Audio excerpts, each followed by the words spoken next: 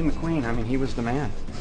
He was, you know, him and Bruce Brown, you know, made on any Sunday, and it made racing kind of take off and made it cool.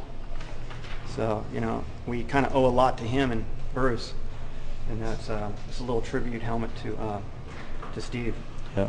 You know, it's kind of cool that Troy, every year that we do the Troy Lee Happy Hour practice session out at a Day in the Dirt on Friday, and that benefits the Steve McQueen Memorial Fund that supports home for troubled kids and stuff. And that was kind of close to Steve's heart, because that's where he spent a lot of his youth, at this home. And it's kind of special for us because, you know, Steve was the man. Yep. You know, the coolest thing I thought too is about Steve, why I admire him so much, is that you know, he was a cool actor for sure, but to get out there and race on the weekends, and you know, my dad used to go out and desert race and race speedway and road race and all that, and when I'd see Steve McQueen at an event, like Elsinore's the one where I remember seeing him, it's like, wow, man, he's a movie star and a racer. That's just really, really cool, man. He's all about getting it done. You know, there's a lot of movie stars out there that are, you know, always worried about getting hurt. Steve was out, you know, he was out there having fun and racing and hanging it out and getting hurt and still going back and doing it again, you know, as soon as he healed up, you know.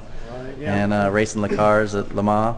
And the other thing cool is a story that I stopped up at Bruce's house, man, is that Steve McQueen funded Any Sunday also. Yeah, right. So he was an actor, a racer, and funded the movie Le Mans, I believe, and Any Sunday. In '99, you know, came to Troy and talked about how we could make the event cooler and stuff like that, and we started also painting helmets. Every year there'd be a new one, and gosh, everyone wanted them then after the first one, so there becomes quite the item to have. This is '99, the first year that we did the helmets, did a film strip on it, and kind of the victory wreath, the trophy on the back, some little wings. We did 6 or 7, maybe 10 of them at the most, just for the key people, McGrath and Ward. And if you got one of these special helmets, man, it was like, oh, you're the shit, you know. Yeah. So it was like a trophy before you even raced. Yeah. So that's what made it kind of neat. And then this one was our next one, our second one, and nobody died in this one. yeah. But the skull looked kind of cool. Came close. Yeah, this one was the year that we made a film. We made a documentary on A Day in the Dirt, and it was also the year of the World Trade Center, and there's some little tribute to that on there. Yep. But this one was really the most sought after, because McGrath wore it at A Day in the Dirt, and it was just one of those ones that everyone had to have. So we had orders after the race. People wanted to just get them painted up and put them on the shelves. This is the year after that. You know, Troy's. I crashed a lot. Yeah. So it's all cool. It's got all the different. This is the 5th year we were doing. It's got all. We put the the vintage GP, the stunt team race. We got a bunch of cool races out there. The Coup de Gras, the Death Race, the Ironman, the Moto Go-Go, the Film Industry Race, and just all the cool events that we have. War right there. Yeah. Look at that. It's got a rough weekend on it. Exactly. More than a weekend, but.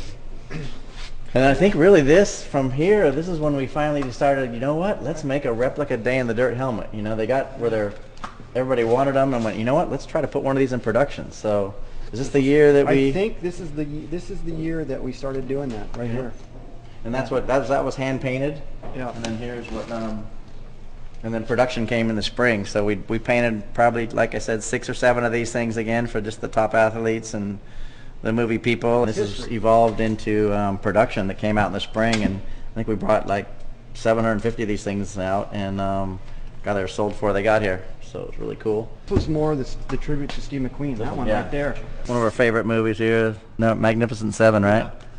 Yeah. So, and then we got his eyes in the back of it. This is when he's I think he's racing in Le Mans, but it's just got his eyes, a silhouette of his eyes there. And this one's hand painted here, and then we do have production of this too. I think this is the follow-up to that. Yep. And kind of did like a bunch of artwork in it from past years that we did, and from the posters and all that kind of stuff, and the tickets. And we thought we'd bring in the checkers and stuff, kind of bring in that from like the old desert racers and stuff like that used to make that. I mean, that was the cool thing to wear. This year is the first year I think that we really made kind of gear specific and a helmet. Really. Yeah. We made some special jerseys or something, but we had a pant, jersey. This is the year we ran it at.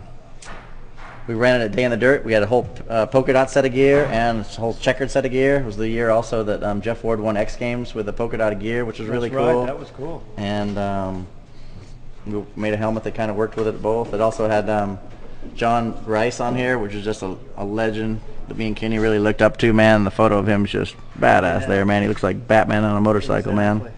And then just yep. This was their yep. And once it gets into your blood, it stays with you forever. Good time. Just a bunch of little fun slogans that we kind of always pull together and thoughts that go through our head. And this is when we released, I think a year before we released our SE2. This is our all-new helmet with all titanium vents, titanium buckles, state-of-the-art. And that brings us to this year. You've been working on some... Yeah, and this is this year's helmet. It's going to be 3 different colorways. Kind of the old retro red, white, and blue, almost kind of Evel Knievel look a little bit here. And this one's getting ready to get done for Wardy here. It's getting not quite finished on the outline. And then Jay's laying out 3X on the side of it for Jeff Ward. So this is the first one of the first batch to get done. And there's also a yellow version of this and a black and white version. And then it's got a little tribute on the back, Happy Hour, Steve McQueen.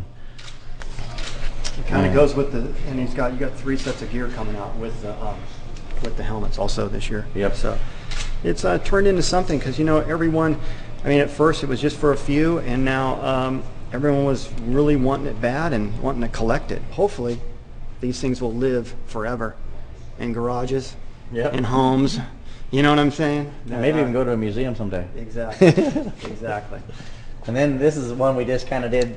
It's got the McQueen on the back, but we're feeling really fortunate, man. We're getting to release a Steve McQueen line possibly next year here. So we're storyboarding some old jackets and some old riding stuff, and I just want to keep the Steve McQueen name and legend alive. For the younger generation, there's a lot of people that don't know who he is. And I think the young kids should know That's right. what the guy's all about, man, because he's brought a lot to all of us, all of our lives. Right.